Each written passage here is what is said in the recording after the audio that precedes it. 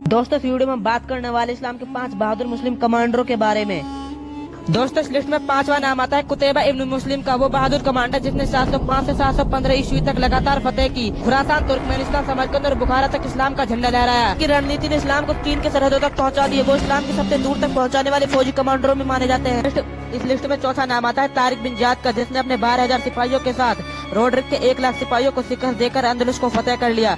जब वो स्पेन पहुंचे तो उसने अपनी सारी कश्तियां जला दी और अपने सिपाहियों से कहा, अब वापस जाने का कोई रास्ता नहीं, अगर हम यहाँ आए हैं या तो फिर फतेह करेंगे या फिर शहीद होंगे। अल्लाह अकबर की गूंज के साथ तारिक बिन जियाद ने पूरे यूरोप को हिला कर रख दिया। बात करें तारिक बिन जियाद के जन्म की, तो तारिक बिन जियाद का जन्म 670 ईस्वी में अल्जीरिया में हुआ था और इनकी वफात 620 ईस्वी को सीरिया के दमिश्क शहर में 50 वर्ष की आयु में हो गई थी।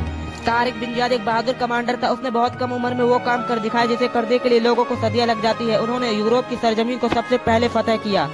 इस लिस्ट में तीसरा नाम आता है सुल्तान सलाहुद्दीन अय्यूबी का। दोस्तों सुल्तान सलाहुद्दीन अय्यूबी को आप में से भला कौन नहीं जानता। दोस्तों सुल्तान सलाहुद्दीन अय्यूबी ने 1187 को बैटल ऑफ हत्तीन में ईसाइयों के बदतरीन शिकस्त देकर यरूशलेम को फतेह कर लिया, जो इस्लाम के इतिहास का सबसे सुनहरा दिनों में से एक माना जाता है। बात करें इनके जन्म की, तो सुल्तान सलाहुद्दीन अय्यूबी का जन्म सन 1137 ईस्वी को आधुनिक इराक में हुआ था। उनकी वफात 4 मार्च सन 1193 ईस्वी को दमिश्क के सीरिया में हुई थी। इस लिस्ट में दूसरा नाम आता है सुल्तान मोहम्मद बिन कासिम का, जिसने सिर्फ 17 साल की उम्र में सिंध और मुल्तान को फतेह किया।